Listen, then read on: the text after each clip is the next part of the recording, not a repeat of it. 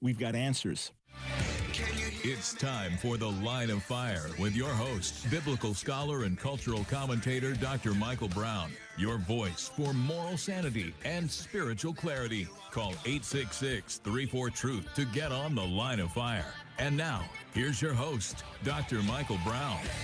Thank you so much for joining us tonight. You know, when I speak with enthusiasm on the radio and folks always say, I can hear your smile. It's not put on. I love being with you. I love being on the air. And I look forward especially to the Friday show where you can call in with any question of any kind that relates in any way to the Line of Fire. And may I really encourage those of you who watched my two debates from last week, one with Zakir Hussein on whether Muhammad was prophesied in the Bible, and the other with Guerrilla Hebrew on who are the legit children of Israel. I'd love to hear from those who differ with me. I often see you posting comments, often challenging, sometimes mocking, etc. But I'd love to hear from you. I'd love to interact with you directly. If you want to pull the clip out and put it on your own YouTube channel and attack me afterwards, hey, as long as you play it fairly, that's your prerogative. But give me a call.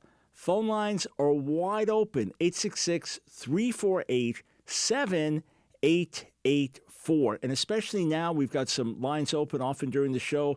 Every line is clogged sometimes from the moment we start. But we've got some lines open now, so this is a perfect time to call.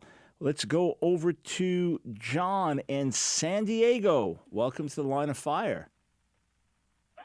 Hi, Dr. Brown. Hey. I have a pretty open-ended question for you. Sure. I want to hear what your thoughts are on the angel view versus the Sethite view on Genesis 6.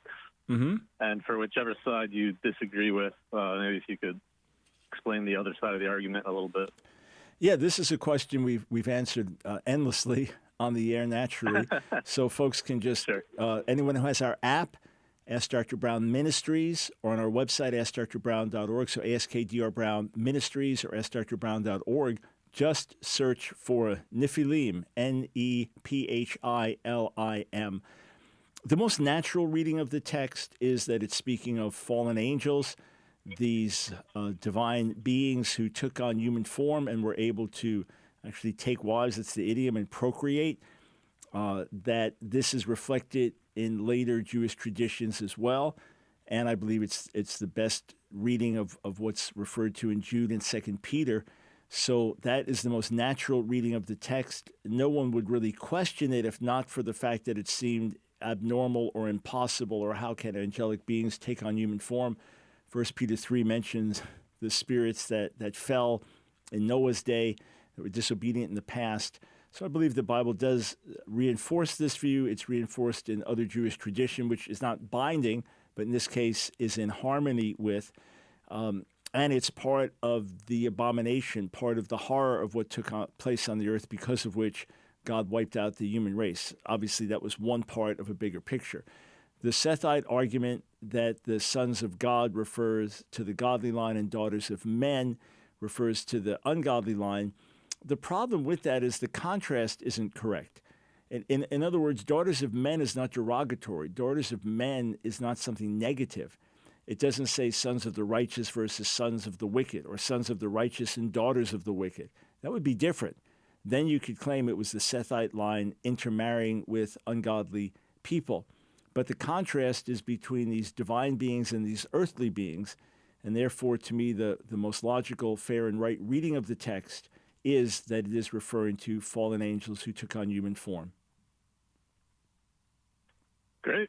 Thank you. Comprehensive as usual. All right. Yeah, appreciate that. You could get into more depth on these things, of course, and there is wide-ranging discussion. But as I said, to me, it is the most honest, not honest. That would mean people are dishonest if they differ. The most natural, obvious, that's what I meant to say, obvious reading of the text, 866-348-7884. Let's go to Corey in Maryland. Welcome to the Line of Fire. Hello, how you doing? I'm doing very well, thank you. First time caller, been listening for a good while. Thank you, sir. In regards to, yeah. You're welcome. Apostles, prophets, in regards to the Apostolic Reservation, what was your take on that? Yes, sir. And this is something also that we've addressed a lot. It's an important question. So I want to distinguish between three different things, okay? First, I do believe that what we call fivefold ministry, apostles, prophets, evangelists, pastors, teachers, has continued throughout church history, that there were many apostolic leaders and prophetic leaders, even if we didn't call them apostles or recognize them as apostles. So I believe that's continued through church history and right until today. My friend in India, Yesupadam, I believe, is a true modern-day apostle. He'd never refer to himself as such, but Jesus appeared to him when he was an untouchable atheist, alcoholic, Naxalite communist, radically transformed his life.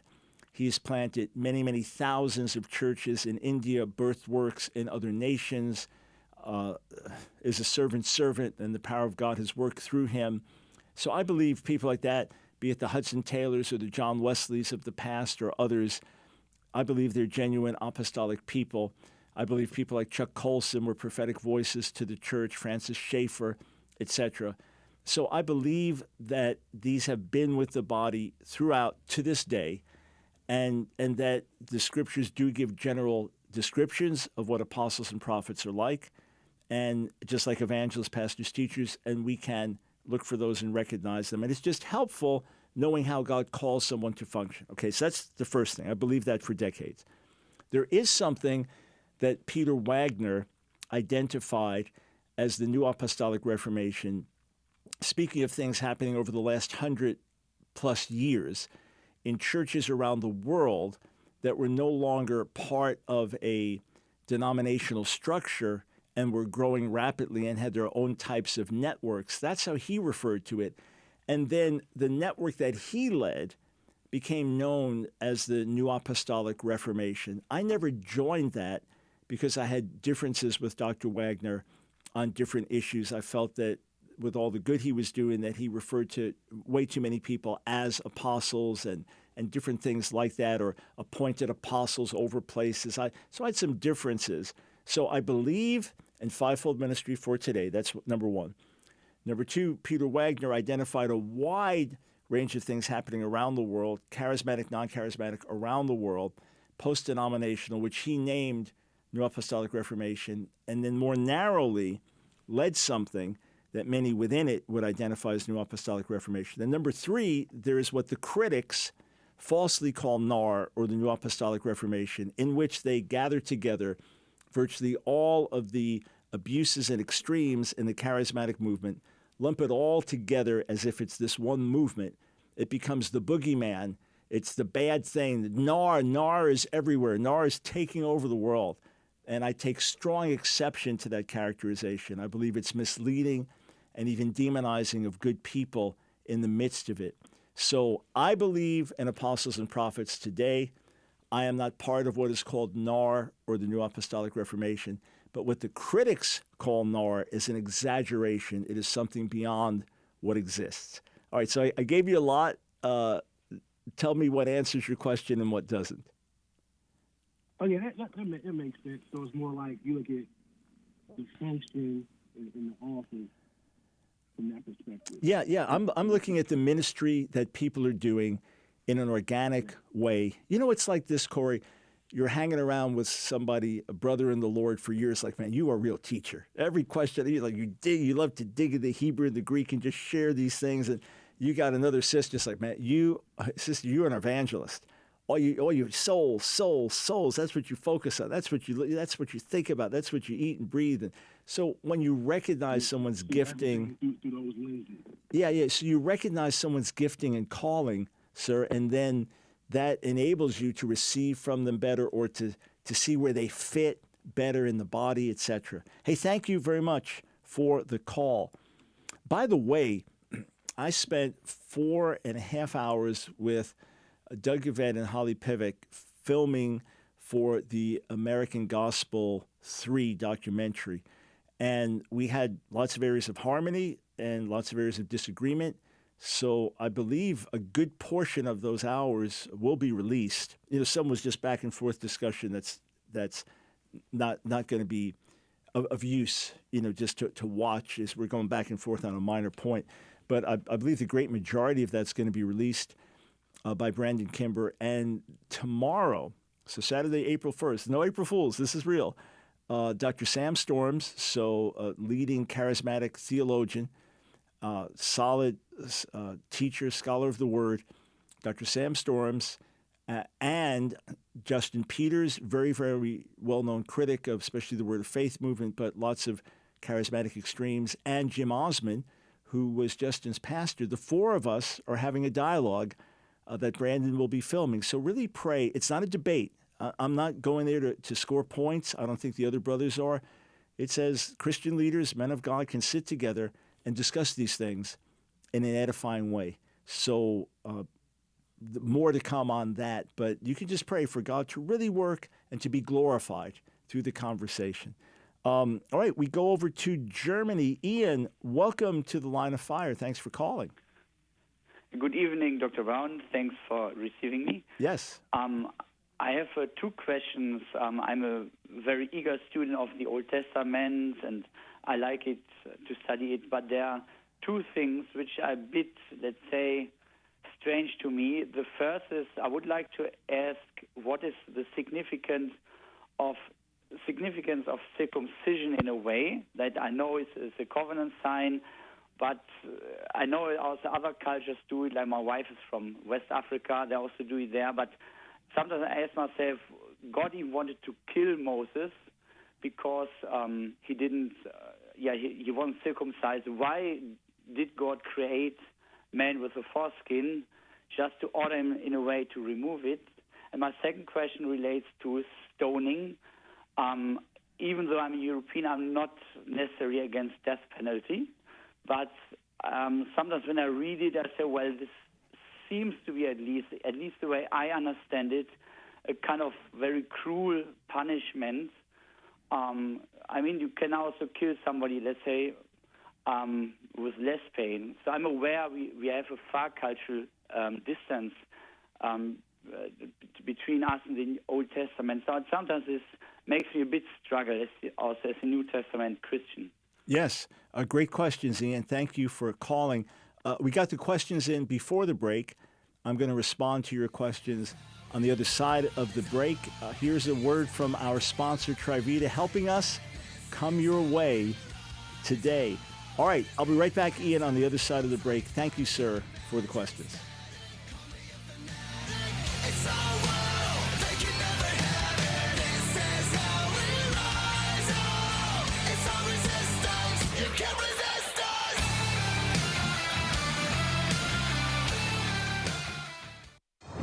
I'm Paul Burnett, a board-certified doctor of holistic health, and I want to take this opportunity to talk to you about the importance of healthy blood flow and how it's enhanced by a miracle molecule known as nitric oxide. You see, blood vessels release nitric oxide, which increases blood flow, known as something called vasodilation.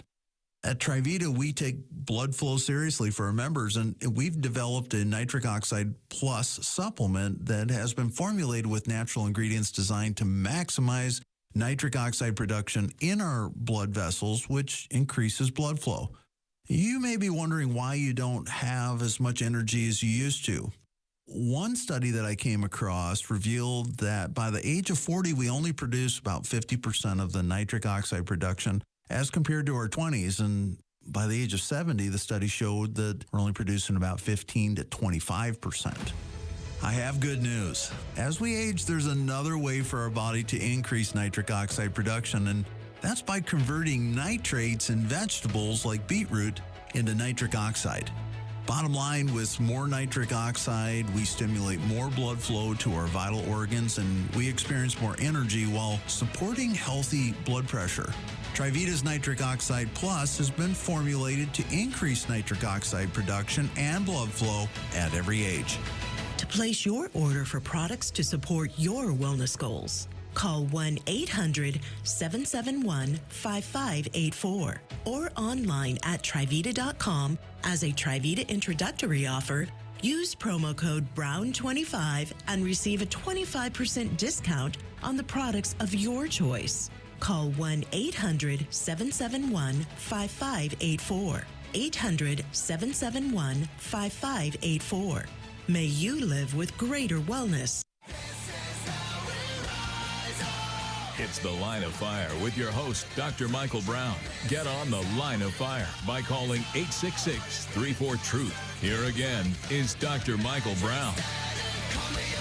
Thank you for joining. Oh, that was quick. Thank you for joining us on The Line of Fire. My delight to be with you. Reminder again to our friends listening on KPXQ, our new station in Phoenix. By all means, get your questions into us. You can email them in, and one day I'm going to answer a bunch of Phoenix questions. So go to our website, AskDrBrown.org, AskDrBrown.org. Sign up for our emails. Everybody, if you don't get our emails, essential ways we can communicate. If I'm ever coming to your area, you'll be notified about it. We've got all kinds of great resources free that we send out to you every single week. Special announcements, our Israel trips, those kinds of things. So be sure to be connected with us. And if you have a question you'd like me to ask on the air and you're unable to call in during the show, shoot that question in. Tell us where you're listening from, and we'll do our best to answer some of them on the air. You do this just by clicking contact after you sign up for our emails. Okay, so Ian, back to you in Germany. I can't explain exactly why God created human beings with foreskins only to have a select number of people remove them. I can only say that the removing of the foreskin seems to have two functions. On the one hand, this was something that was done as well in the land of Canaan. And it was almost a way of God joining Abraham's descendants with the land. This was something that was customary there, it seems, with other nations. And it was a way of God joining them with the land. The other thing, which would be more obvious, is it is, in terms of the reproductive organ of the male, a way of now consecrating this and consecrating your line to God. So it is separation, it is consecration. That's why it can even be used analogously in terms like circumcise the foreskin of your heart, like in Deuteronomy 10 or Deuteronomy 30. So that's one thing.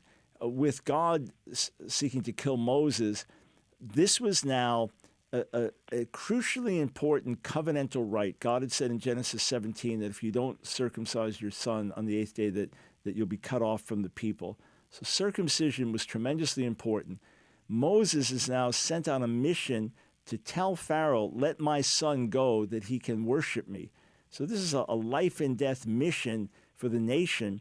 And Moses himself was in violation of the most fundamental aspect of the covenant. So obviously God was not actually going to kill him because he knew Moses and what Moses would do. But it was a tremendous wake-up call and recognizing the urgency of this. You don't play with this. As for the stoning penalty, it all depends on exactly what would be meant by stoning. Now, bear in mind, death penalty was important for a number of reasons, especially in ancient Israel. Some would argue it's still important to this day, but it's not like you had lethal injection, or someone could just go to sleep. Any method of death was going to be serious.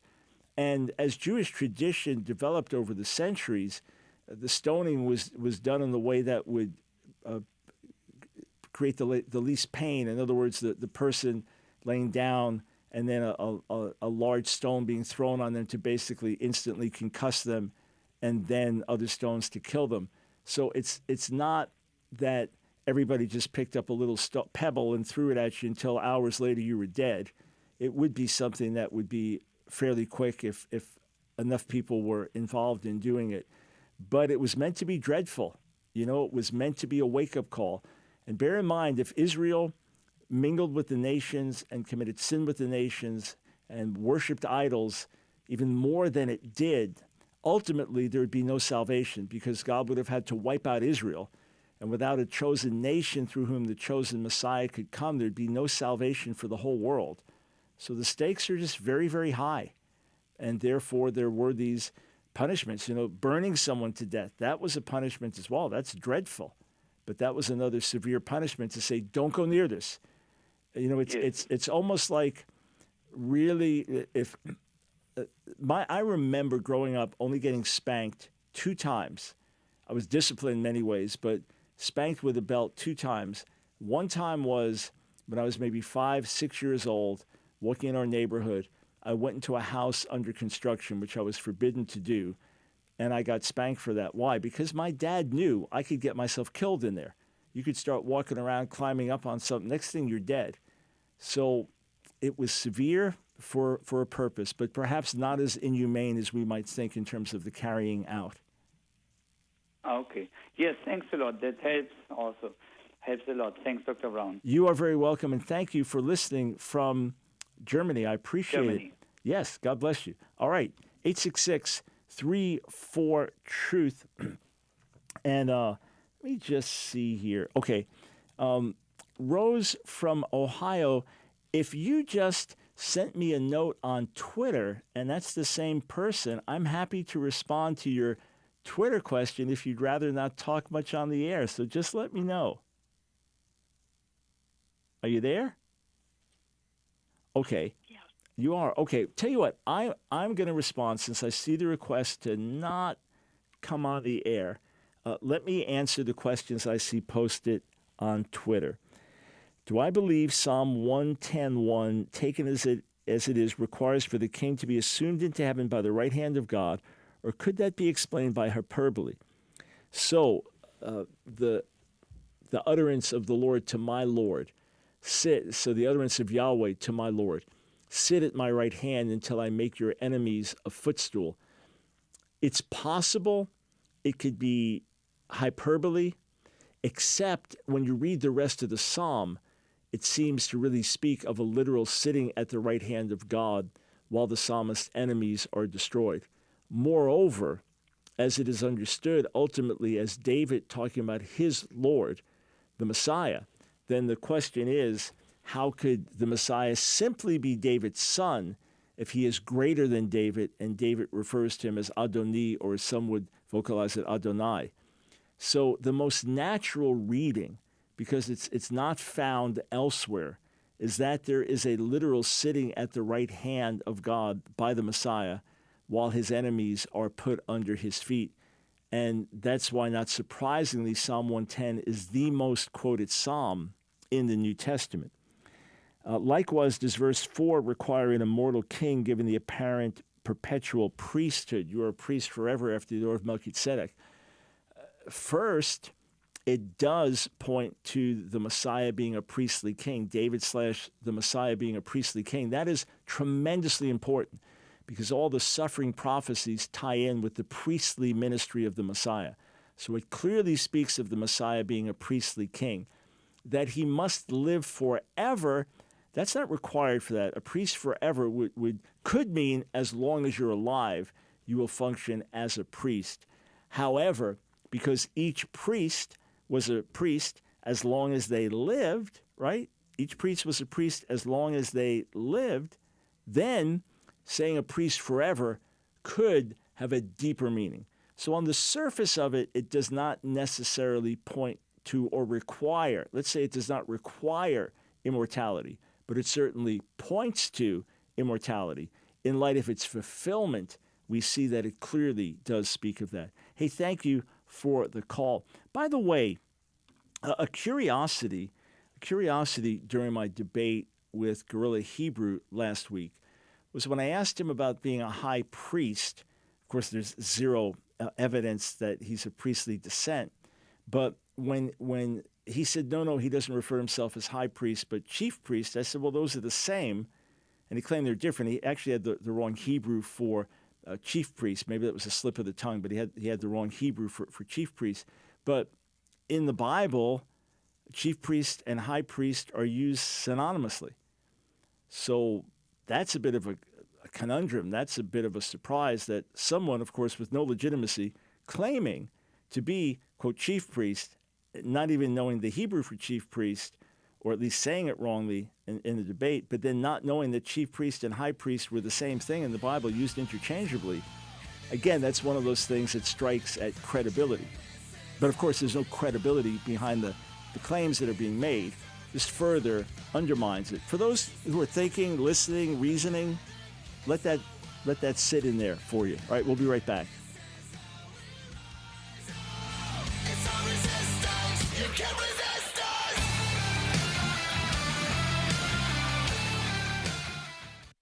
Hey, friends, Michael Brown here. You know, it seems the whole country now is talking about revival. Could it be that a fresh wave of revival is here? And friends, I've said for decades, without a fresh wave of revival in the church and awakening in society, it's over for America as we know it. And that's why I wrote the book, Revival or We Die. A Great Awakening is Our Only Hope. Friends, when you read this book, it won't just give you a vision of what revival can do in society, in the church, but in your own heart, in your own life. It'll light a fresh fire in you. It'll ignite something in you, a hunger, a desire, a vision of what God can do through a yielded life. Revival or we die. I even have a whole chapter where I share intimate, open prayers I've prayed to God, even in recent years, to ignite afresh a first love in me. I believe as you read it, something will be ignited within you as well. But you know, whenever revival comes, there's controversy. And that's why I wrote the Revival Answer book. I wrote it in the midst of the Brownsboro revival, answering the many honest questions.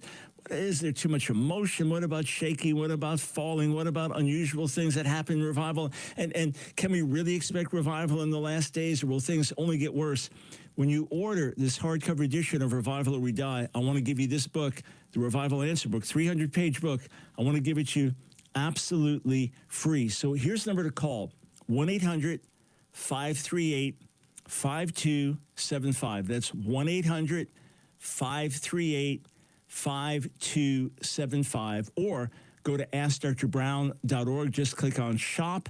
And when you do, you'll see the special offer. The hardcover edition of Revival or We Die, A Great Awakening is Our Only Hope, along with the Revival Answer book, is our free gift to you when you order. One more time, the number to call, 1-800-538-5275. The time for revival is now. It's The Line of Fire with your host, Dr. Michael Brown. Get on The Line of Fire by calling 866-34-TRUTH. Here again is Dr. Michael Brown. Thanks so much for joining us on The Line of Fire, 866-348-7884. Let us go over to Brian in Texas. Brian, you are on The Line of Fire. Hey, Brian, are you there? Yes, sir. All right, Can you hear me? you're on the air. Go ahead. Oh, yeah, I was just, I saw where Uganda's passing some pretty harsh LGBT laws, and the United States is going to impose some sanctions if they do that. But, you know, they're saying they're protecting their kids from the LGBT. Why are we getting involved in there? Yeah, just a question for clarification. When did you read about this, Brian? Yesterday. Okay. Just give me 1 second to check something, because I haven't seen anything about Uganda and LGBT. Yeah, they're making it punishable prison, to go to prison to identify as LGBT. Right. Got it. Okay, got it. Thank you, sir. Yeah, I missed this. I'm really on top of this. So I was aware, Brian, when, over a decade ago, Uganda was going to pass a law, and there was going to be a death penalty for certain homosexual acts, but they also had a death penalty for the same heterosexual acts, in fact, raping a child or things like that. And they did pull back on a few things under some international pressure. But the real question is, Brian, exactly what you said. What gives us the right to tell them how to run their government? Look, they even had, they've got laws about pornography. They have laws about public immodesty. For example, let's just say that ladies in Uganda were walking around in bikinis on the street. It'd be legal in America, but they'd be in jail instantly for doing it there. Uganda still has polygamy. That's one of their practices. So, no, we can protest if we feel that something is inhumane, right? We have the right to do this as a powerful world nation.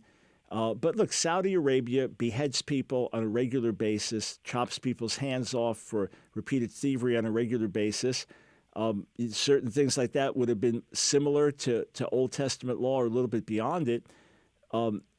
That's one thing. Chinese mistreatment of the Uyghurs and the concentration camps, killing and all that. That's another thing. So, it depends where we decide to weigh in. But the truth, Brian, is that we have pushed aggressively a pro-LGBTQ agenda on the world. I have spoken with colleagues who know national leaders who were on the phone with national leaders from America, say under President Obama's administration, and they were told, you will lose American support unless you back down on this and this and this. There are some of the biggest companies in the world, tech companies, and they have told other countries, and I've talked to people in the middle of this, unless you bring in X number of gay people or unless you bring in X number of gay professors, we will not support you. We will pull out. And thankfully, many of these countries have said, you don't get to tell us how to live. You don't get to tell us what's right and wrong. Look, in America, in centuries past, we had laws against adultery. Laws, and that was our culture at that time, to actually have a law against adultery. We had laws about, in centuries past, about church attendance, that you're required. So each nation can come up with the laws that it comes up with, and then it's the people to decide if they're in harmony with these things, to bring in other governments or whatever. So I have to look at this law specifically for the details. But the broad thing is we have no right pushing our progressive and ultimately destructive agenda on the world.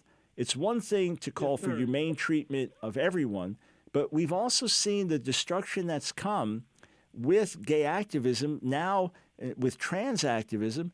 We've seen what's happened. We've seen the genital mutilation and chemical castration of children. We've watched these things happen. We've watched Christians even go to jail simply for being Christians and holding to their convictions against gay activism.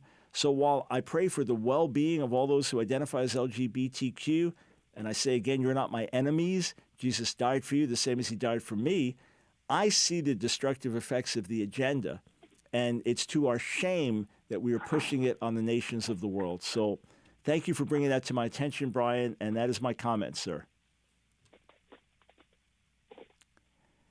All right. Well, God bless and thanks. And then I'll look during our next break. I will look at some of the specifics of this law that Uganda is looking to pass. 866-34-TRUTH. By the way, when God called me almost 20 years ago to begin addressing LGBTQ issues in America, the T was not as prominent then. I saw immediately, just as I began to read, study, look at things, that this was already the principal threat to freedom of religion, speech, and conscience in America. That's why we've been shouting this out for almost 20 years. At the same time, I knew before I could address this, I needed God's heart for people. I needed God's love for people. I needed to have a broken heart for those who identify as LGBTQ, because many would say, hey, I'm just being who I am. The church hates me. Society rejects me. I've had to live my life in disguise and underground, and you have no idea the struggle. So I wanted to have compassion for the people, and God really broke my heart for people. You may call me a transphobe or a homophobe. That's your prerogative. My latest article, if you haven't read it, Trans-Identified People Really Need Our Help. It's on our website, AskDrBrown.org, AskDrBrown.org, or it's on the app, Ask Dr. Brown Ministries. So check it out, and please share it. I think it's a very, very important article. And the word God spoke to me late 2004, but with clarity early 2005, reach out and resist. Reach out to the people with compassion. Resist the agenda with courage. So my issue is an activist agenda that I believe is destructive. As for people, I care about them and will fight for their well-being in the midst of our differences. Let us go over to CJ in Columbus, Ohio. Thanks for calling the Line of Fire. Hello, Dr. Brown. Hey. I just had a question about Bible study. Yeah. I know just watching some of your recent debates, it's kind of helped reinforce the importance of biblical literacy and studying Scripture. But I guess I just wondered if there were any biblical examples of how Scripture was studied, and whether it was done in community or was it like a monologue or dialogue kind of thing. And so just kind of wanted to get your insights. We don't have something explicit that says this was the method. We do have the fact that fathers are to instruct their children, so that the most fundamental instruction came in the home, and Proverbs exhorting a child to listen to both father and mother. We know in Deuteronomy 6 that the parents were to impress these things on their children. We know from the Hebrew word hagah, to meditate, that speaks of repeating, muttering. So, you're saying it over and over. And we have passages like Joshua 1:8 and Psalm 1:3 and Proverbs 4:20-22, or John 15:7, or Colossians 3:16, all of which speak of having the word in our heart and on our lips. So there's the repetition of it. And we know that much of what was done in Jewish life was done communally. Hence, even when Jesus tells you to pray alone, you're still saying, Our Father, because so much was done with a communal mindset. And then as the centuries went on, you do have education in the synagogue, you do have schools where the biblical literature is studied. So that would be communally, that would be by repetition, that would be most likely a lot of it out loud. But beyond that, what exegetical method was used or things like that, or what tools did they have? It's not like they had dictionaries or grammars. These things were learned orally and instructed in that way. So a lot of it was more organic than we might be used to. Paul has a school that's referenced, for example, in Acts 14 or in Acts 19, especially Acts 19, I should say, with the school of Tyrannus. So there was lecture teaching as well. You have lots of reference in the early church, the pastoral epistles to reading the word, etc. So things were read, and that's many people. That's where you hear the scriptures. They were being read in public gatherings. But beyond that, we don't have a lot of information for Bible times themselves, especially Old Testament times. Gotcha. Okay, yeah, that's helpful. Any resources that you would recommend? Boy, there's a book from years ago, Education in Ancient Israel. Let me just check to see if that title is still available. I don't think I'm making it up. In Ancient Israel, yeah.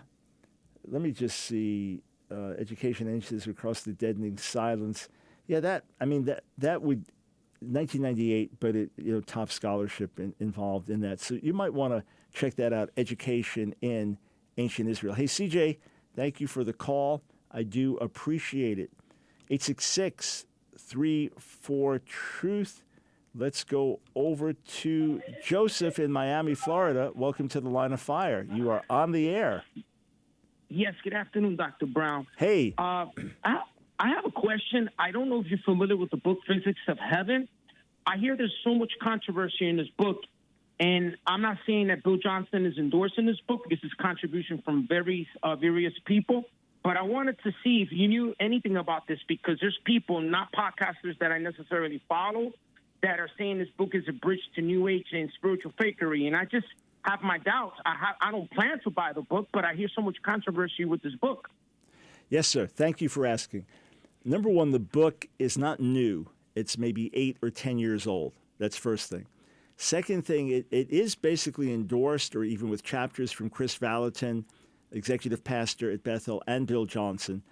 That's number one. Number two, I downloaded it on Kindle a few years ago, glanced at some of it. It seemed wacky, but I never went through it.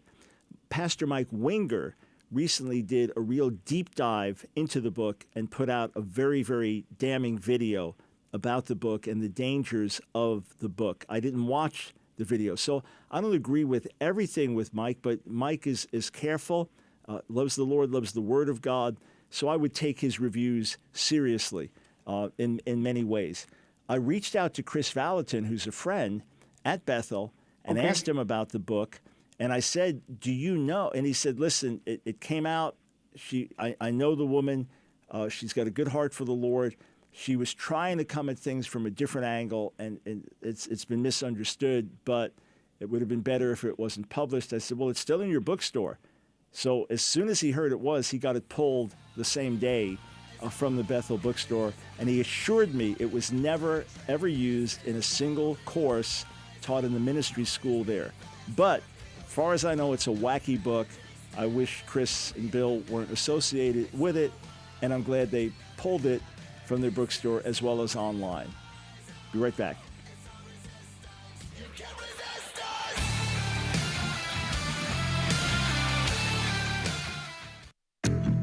chronic inflammation is the greatest health threat to humanity. Infections, injuries, toxins, poor diet, and chronic stress can attack your immune system and lead to chronic inflammation. But now there's a solution you can fight this dangerous silent killer with: Nopalea. Made from the superfruit of the Nepal cactus, containing a unique group of bioflavonoids clinically shown to reduce chronic inflammation. In a random, double-blind, placebo-controlled study, it showed a reduction of elevated at-risk C-reactive protein levels, resulting in an improvement in range of motion in the back, neck, and joints, and an overall improvement in the quality of life. Nopalea has helped thousands of people by lowering levels of chronic inflammation. So call now 800-811-9628 or go to Trivita.com. Use the promo code BROWN25 for 25% off your first order. And Trivita will give a substantial portion of your order to help support the Line of Fire radio broadcast. Or call 800-811-9628.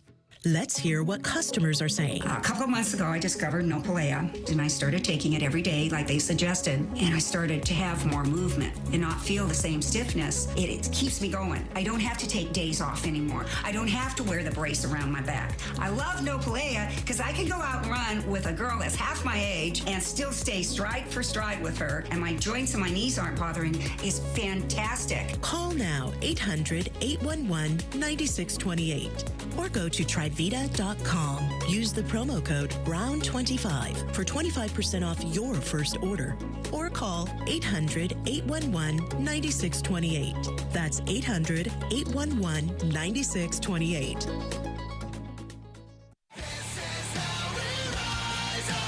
It's The Line of Fire with your host, Dr. Michael Brown. Get on The Line of Fire by calling 866-34-TRUTH. Here again is Dr. Michael Brown. I've got a special announcement about the Monday broadcast that ties in with the ad you just had, but I'll come back to that in a moment. So, Joseph, just real quickly, the key thing that Chris Valentin wanted me to understand was that he knew the woman, Judy Franklin, who wrote or edited the book, knows her just as a solid believer, and she said she was trying to come at things from a different angle to bring spiritual understanding, and that the book has been misunderstood. That being the case, he said it was never used in any course at Bethel, and obviously is not mainstream teaching coming from the pulpit. So his endorsing it or contributing to it was his way of trying to encourage someone that he knows and coming at things from a different angle. What I read was wacky and unnecessary, and Mike Winger's review is really, really strong against it. So I'm not a defender of Bethel or a spokesman for Bethel. I can just tell you as a friend of Chris, I reached out, and he was not happy to know it was still in the bookstore online and had it pulled immediately. So that's all the info I can give you on it, and I would say it's not worth your time to pick it up and read it. All right, good. Did my best to be helpful there and honest, right? Just being honest. And here, we can have differences. We can have differences within the body, right? The subject of deliverance is really big now. We can have differences. Calvinism, Arminianism, various things about aspects of eternal security or different aspects of end times. It's fine. You can differ with me. And then other things we say, hey, this is dangerous or this is bad. Stay away from it. So Mike Winger in his review would really say this is dangerous. Stay away from it. I didn't read enough. I didn't watch the review. But what I read, it's like, why would I want to read this? So, and if there's real bad error in it, let it be exposed by all means. Okay, so Monday is going to be a super educational day. We're going to take about one day a month really to focus on physical health because it is our burden to see people thriving. I've got my physical exam scheduled for Monday, got my recent comprehensive blood tests in, and my doctor from afar, Dr. Mark Stengler, said that I'm in the top 0.05% of health stats for someone my age, 68 years old. He was thrilled. I was thrilled. Thank God. So we understand it starts in the kitchen. We understand there's no substitute for nutrition. There are healthy supplements that can really be a blessing as well. And but we'll talk about a lot of immune system issues, inflammation issues, skeletal issues. I think you'll find it really interesting broadcast on Monday. Dr. Paul Burnett, you hear in some of the ads. And then you can stand with the Line of Fire, help us reach more people, get on more stations, and enjoy the same supplements that I use daily as well to supplement my healthy lifestyle. So you can know that 100% of your first order goes to support the Line of Fire. So if you're listening right now, it's with the help of TriVita and stations across America. And more than a tithe of all of your future orders would go to support the Line of Fire. So together, we're making a difference in many different ways. So that's the number to call, 800-811-9628, 800-811-9628. Tell them Dr. Brown sent you, all right? And the call center loves our Line of Fire callers. They said they're most enthusiastic they've ever received. Seriously. Or you can go to TriVita.com, but be sure to use the code Brown25. You say, well, I want you to get all the funds. No, use the code Brown25. You get a discount, and 100% of that first order goes to reach more people through the Line of Fire.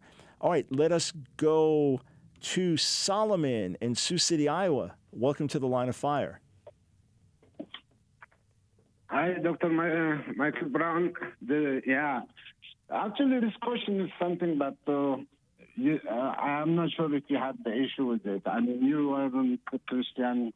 You didn't come to Jesus through denomination, so you might not have troubled you to join the movement where you were saved. Yeah. But for me, it's a big problem because I was going through a lot of almost 20 years of my life. I wasn't living a godly life, but still I was trying to understand what was the thing.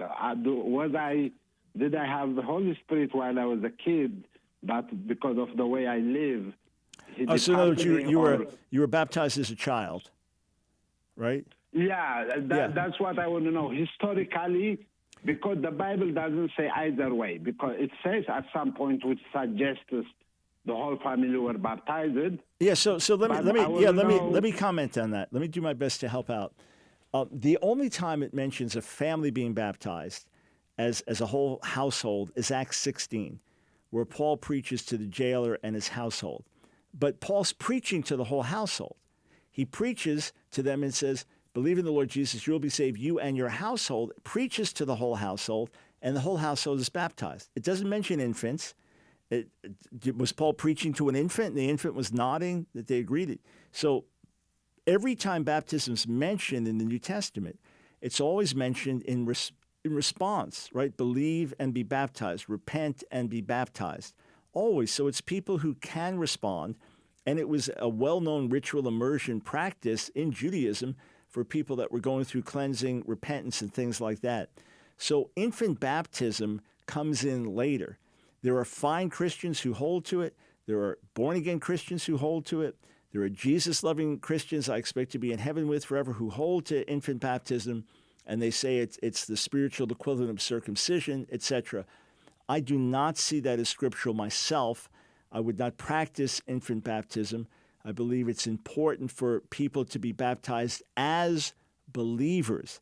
And therefore, if you've come to truly know the Lord, Solomon, you've been truly born again and now know Jesus as Lord and are serving him, then I would encourage you to be baptized. I'm not saying you're going to hell if you're not, but I would encourage you to do it. It says in Romans 6 that we die to sin through it and now we live to God.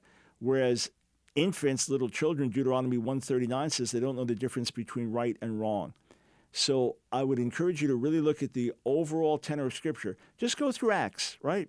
Just go through Acts and just note every time baptism is mentioned and the context of it. And then also note the Great Commission in Matthew 28. We're to go into the world preaching the gospel, teaching all nations and baptizing. So you baptize as you teach. People come into the faith and are then baptized. Hey, thank you, sir, for the question. I appreciate it. Let us go to Roy in Helena, Montana. Welcome to the Line of Fire. Hey, Brother Mike. Thanks for taking my call. Sure. I got to compliment you on your Giants of Faith series. That is so good. Every believer should listen to that. Well, thank you. I love the part where you were talking about Hyde. And a colleague said, "Oh, are you a little down?" Well, I'm preparing to teach on Hyde, so I'm a little devastated. So it even reaches you, I thought it was great. Here's what happened. When I would teach on Giants of the Faith in the late 80s and into the 90s, so each week I taught on someone different. So one week I'm teaching about George Whitefield, 1714 to 1770, and the extraordinary life that he lived and the sacrifice of his life. And then the next week I'm teaching on Charles Finney. So Finney is, 1792 to 1875, and Finney the evangelist and how God used him. And then, Smith Wigglesworth, 1859, 1947. I'm teaching on Wigglesworth and hear this incredible man of faith. And so each week's they are so far beyond me. It's unachievable. And then I'd wake up the next morning after teaching on them thinking, well, if God used them, God could use me. So John Hyde, it was so overwhelming to teach about his prayer life and the dedication and the sharing of his heart with God. And I'm thinking, I don't even know how to pray compared to that. And then I'd wake up the next morning. It's like, if God used Hyde, God could use me, because it was a different person every week. Yeah, but yes, I appreciate the comment, and the Lord continues to stir my heart by the example of these other men and women of God. However, time is short, so let's dive into your question. So, my question is, I've been taught all my life that the judgment of the believers and the judgment of the unsaved are two separate judgments. But, and I always get quoted on Revelations 20, the white throne judgment. Mm-hmm. But Jesus said the Father judges nobody, all judgments given to the Son. And it says, and if their names were not found in the Lamb's Book of Life, they were cast into the lake of fire or whatever. Right. It doesn't say, and all those who were at the lake, or all those at that judgment were cast. So I'm just confused. Could you please help me? Yeah, to the best of my understanding, there are two separate judgment seats. There's Romans 14:12 that each of us will give account. There's 2 Corinthians 5:10 that we must stand before the judgment seat of Christ. Then you have in Revelation 20, there's the first resurrection, and then the 1,000-year millennial reign, and then the second resurrection. And the second resurrection is the resurrection of the wicked to eternal punishment.